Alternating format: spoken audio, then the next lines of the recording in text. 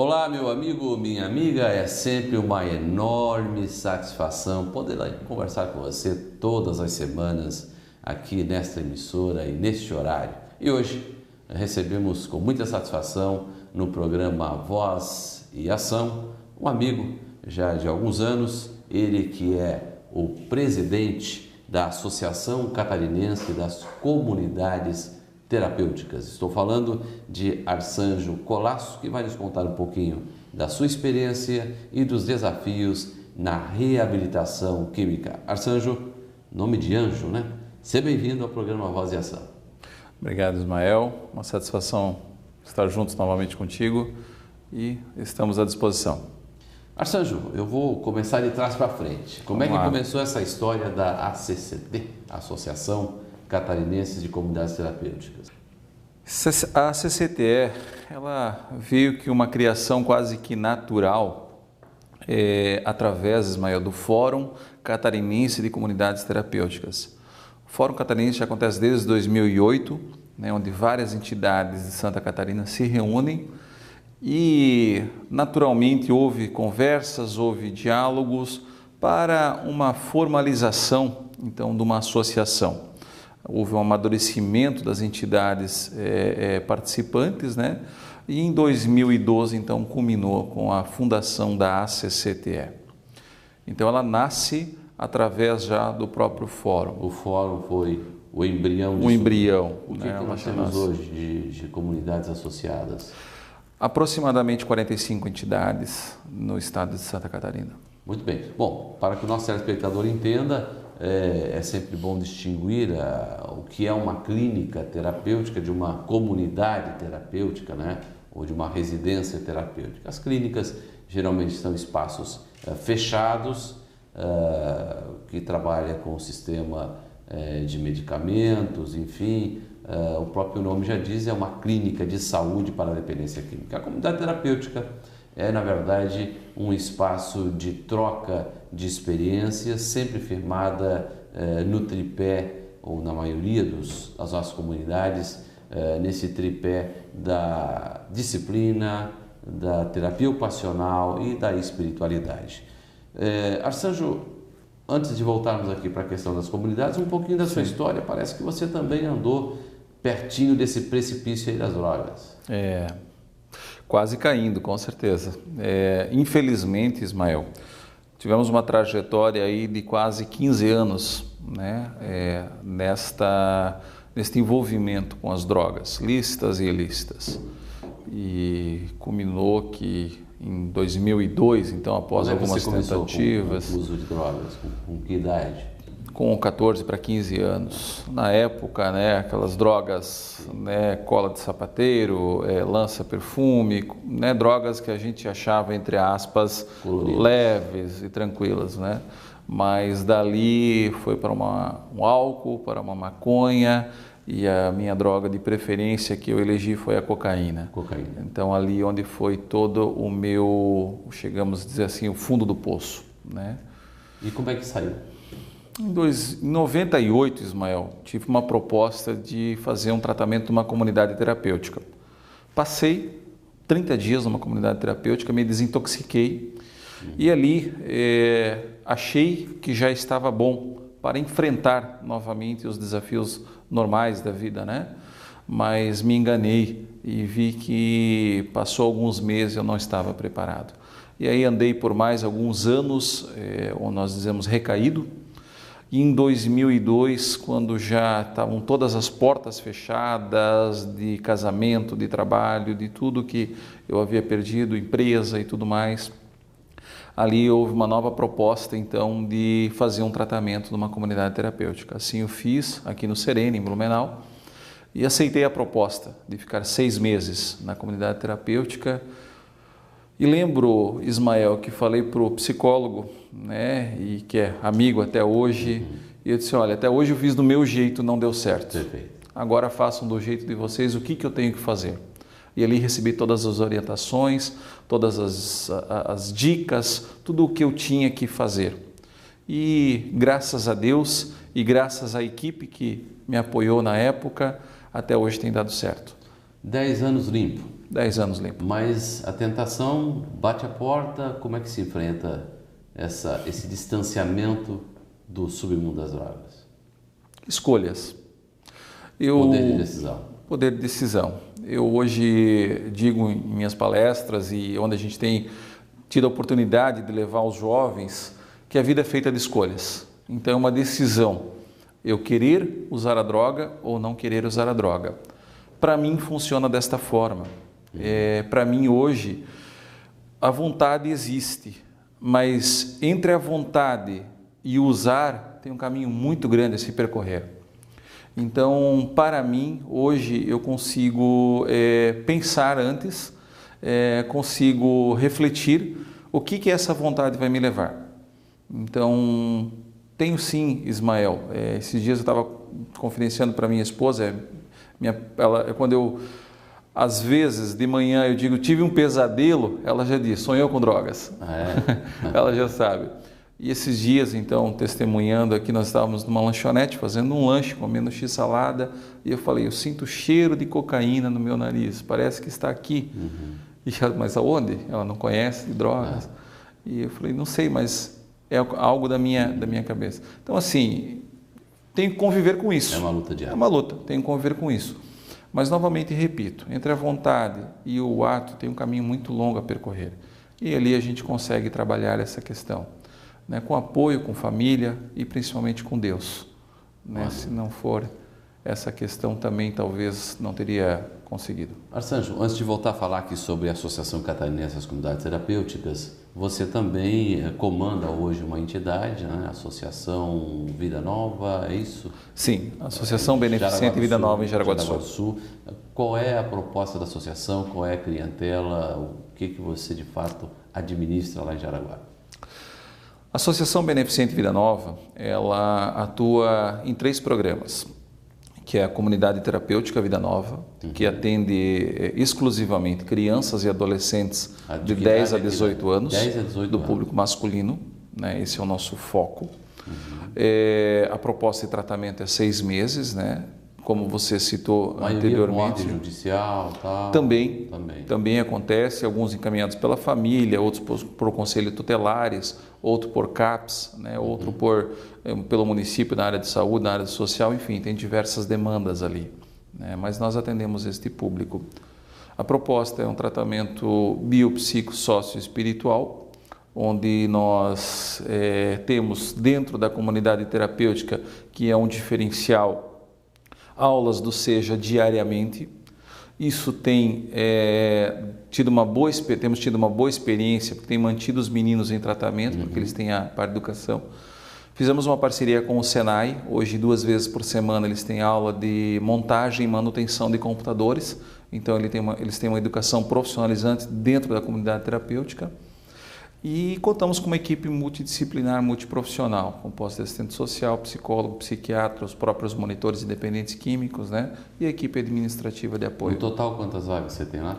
20 vagas. 20 vagas. Isso, essa é a nossa proposta, porque nós queremos trabalhar com um número reduzido, propondo a qualidade no atendimento e não a quantidade, Então, hoje com isso, Ismael, a gente consegue, eu conheço a história de cada menino, eu conheço a família de cada menino, eu conheço a situação de cada um, de onde veio, como vai, nós conseguimos ter relacionamento. E é isso que nós nos propomos a ter na comunidade terapêutica, não simplesmente em números. Archanjo, eu tenho percorrido Santa Catarina, você tem acompanhado aí a nossa caminhada como presidente da Comissão de Prevenção às Drogas e Combate às Drogas do Estado. Hoje acredito que nós teríamos aí em torno de mais 140 comunidades terapêuticas que se apresentam. É bem verdade que algumas nascem e morrem em uma semana, Infelizmente, em todos os setores há os picaretas da vida, mas tem gente séria, a maioria é gente séria, que está de fato militando quase que no anonimato para resgatar e tirar esses jovens, principalmente do mundo das drogas. Agora, a Associação Catarinense de Comunidades Terapêuticas, e como você bem colocava, já num trabalho interior, através dos fóruns de discussão, de debate, etc. tal, ela enfrenta, e a gente tem acompanhado isso, um dilema hoje com a questão técnica. E aqui a gente está num jogo limpo, transparente, podemos falar. Eu sei que talvez alguns técnicos nos acompanhem da área da saúde, da área da assistência social. Temos tido boas parcerias com o CAPES, com casas de acolhimento ligadas ao governo municipais, enfim, com a própria Secretaria Estadual de Saúde, mas há ainda um enorme caminho a ser transposto nessa necessária parceria entre a comunidade terapêutica e os serviços públicos de atendimento, em especial no que eles costumam usar como slogan, a redução de danos. Sim. Como é que você vê esse conflito, né, e essa possível e necessária parceria positiva entre os serviços da rede, né, estatal e das comunidades terapêuticas? Excelente essa pergunta, Ismael, e já bem conceituado aí por você. A situação hoje é o seguinte: as comunidades terapêuticas, há décadas, elas vêm fazendo o trabalho da reabilitação da dependência química. 80% dos tratamentos de dependência química no país são feitos pelas comunidades terapêuticas. Mais especificadamente, nos 3 últimos anos, houve uma grande mudança por constante das federações que já tinham feito um trabalho, já estavam fazendo um trabalho, a própria legislação, a própria criação de associações como a CCTE, a Confenact foi criada, enfim, houve todo um movimento dentro do setor comunidades terapêuticas, né, tanto quanto o governo. Hoje, de que forma que nós percebemos a situação? As parcerias são fundamentais, necessárias e não tem como escapar disso aí. Nós temos que, onde eu tenho oportunidade de falar, eu digo assim, nós temos que escapar e fugir das brigas, entre aspas, ideológicas, redução de danos, internação voluntária, o que é melhor, o que é pior. O nosso foco tem que estar na pessoa. Quando nós saímos do foco na pessoa, nós causamos diferenças e realmente nós somos diferentes. Nosso modelo é de internação, proposta de residência e convivência entre os pares. O modelo, por exemplo, que o CAPES usa é redução de danos ambulatorial. Mas, ora, essa pessoa está no CAPES, ora está na comunidade terapêutica, ora, de repente, ele pode precisar de uma clínica, ora pode precisar de um grupo de mútua ajuda. E se todos esses segmentos, todos esses serviços estiverem alinhados, estiverem dialogando, estiverem com foco naquele cidadão, naquela pessoa, com certeza as chances vão ser maiores. Hoje, infelizmente, e aqui eu digo até nós mesmos, comunidades terapêuticas, nós ficamos, eu vejo que atirando pedras, né? Isso é bom, isso é ruim, isso funciona, isso não funciona. E eu tenho encaminhado, lá em Jaraguá do Sul, pessoas para CAPES. Eu recebo pessoas de CAPES, por exemplo, na nossa comunidade terapêutica, outras comunidades terapêuticas recebem pessoas de CAPES. E ora, outros CAPES dizem assim, não, mas nós não encaminhamos para a comunidade terapêutica, porque nós somos só redução de danos. Então, o foco está no serviço e não na pessoa. Quando nós pararmos de olhar isso e olharmos o ser humano, com certeza nós vamos ter melhores resultados. As políticas públicas, Ismael, já entrando nesse assunto, nós temos que fazer de forma integrada e não de forma isolada. Não só a comunidade terapêutica é isso, o CAPES é aquilo, clínica é isso, e cada um faz o seu e ninguém se conversa. Não. Nós estamos fazendo o exercício, né, agora intersetorial, e eu creio que isso tem avançado, e isso vai avançar mais ainda. A nossa proposta é isso, o diálogo entre os diferentes, a construção e sempre com foco no ser humano, na pessoa que precisa.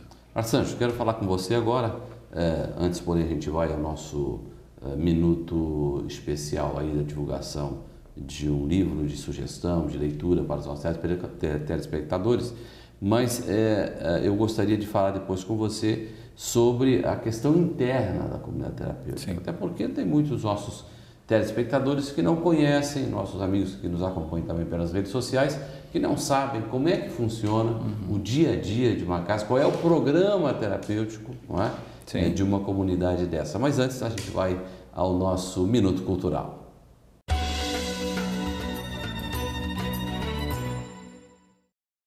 Na década de 60 surgia a figura de David Wilkerson, um dos pioneiros de comunidades terapêuticas, na época chamada Desafio Jovem, lá nos Estados Unidos. A ideia veio para o Brasil e um dos mentores das comunidades terapêuticas em terra brasileira é o nosso amigo Galdino Filho. E ele escreveu um livro muito interessante, O Grande Desafio, editado pela editora Vida, já faz algum tempo, mas você pode ainda encontrar certamente em algumas livrarias.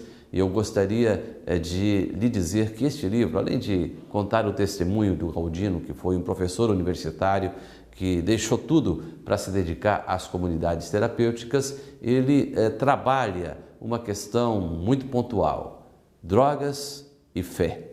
Como vencer a dependência química exercitando a fé num Deus criador e soberano. O Grande Desafio, Galdino Filho, da editora Vida.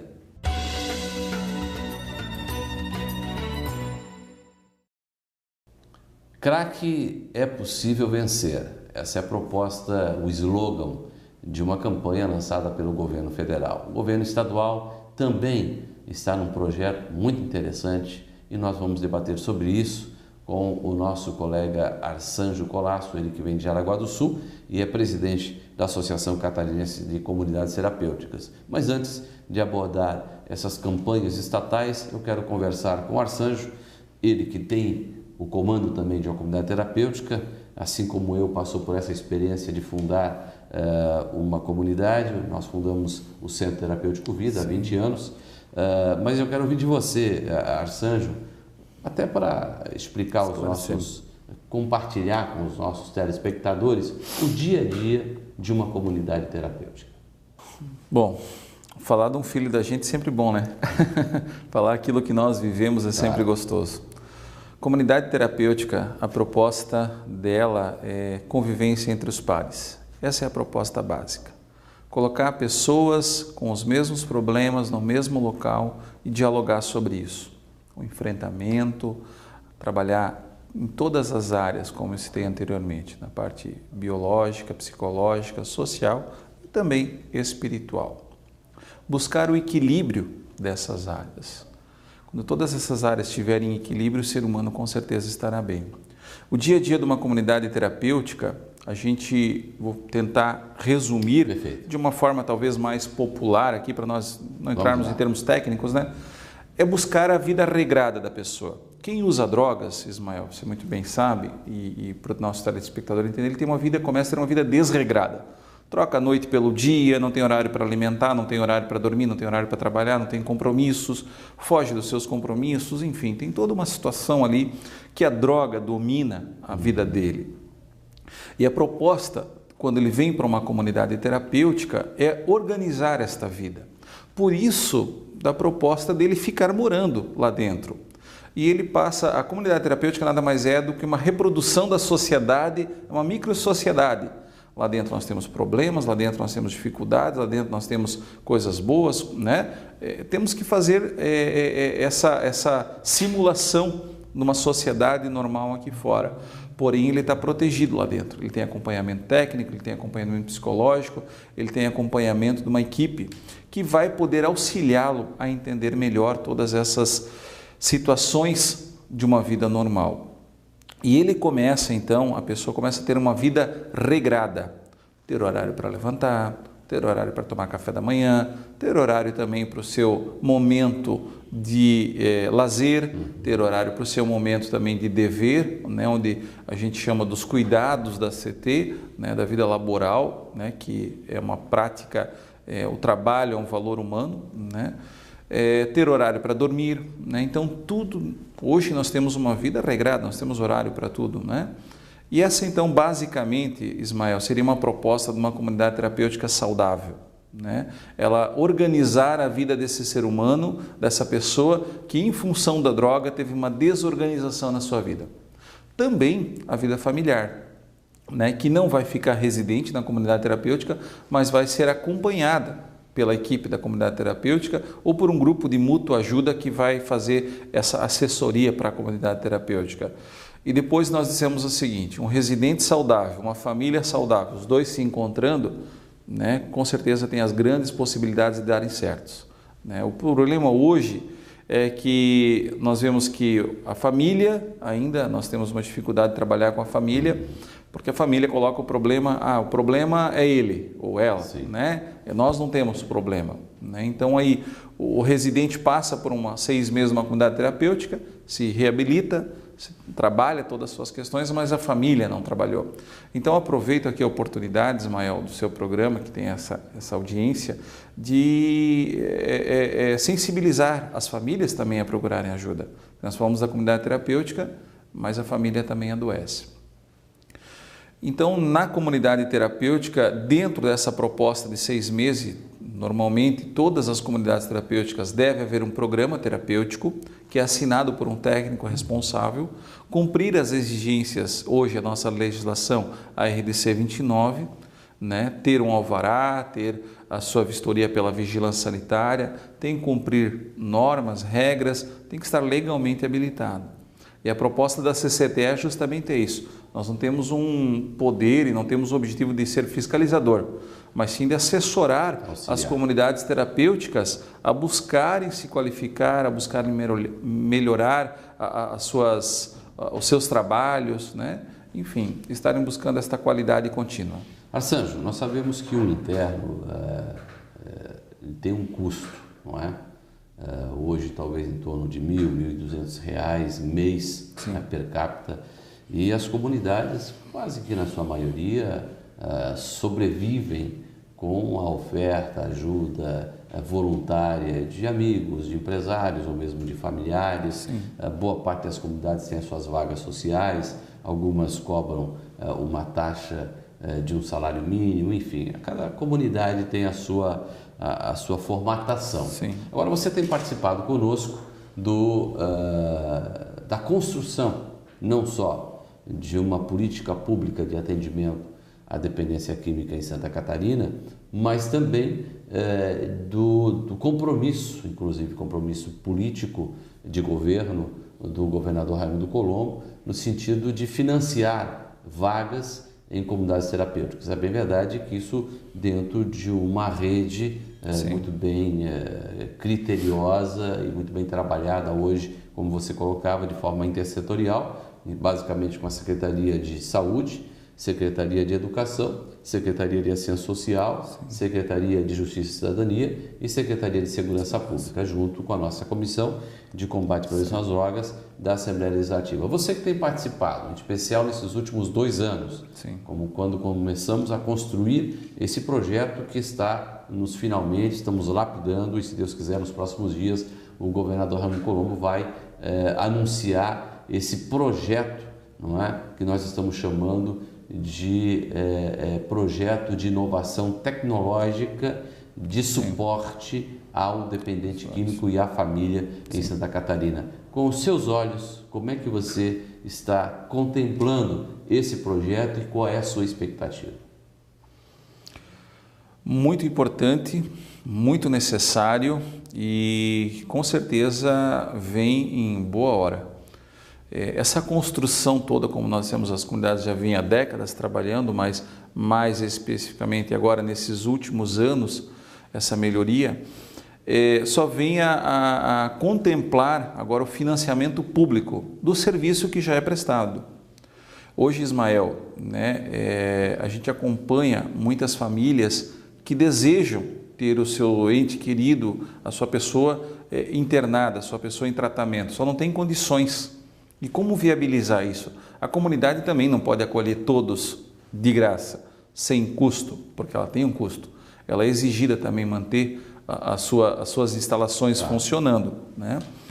E hoje, este financiamento do governo, tanto federal, com o edital 01 da Senad, que algumas casas já foram contempladas, já estão fazendo contrato e tudo mais, quanto agora essa possibilidade do financiamento estadual, nós vemos como excelente trabalho também o resultado de todo um trabalho até seu mesmo, né, Ismael? Que há anos vem lutando com isso. Apenas um motivador. Né? Um motivador e não podemos deixar de registrar isso aí.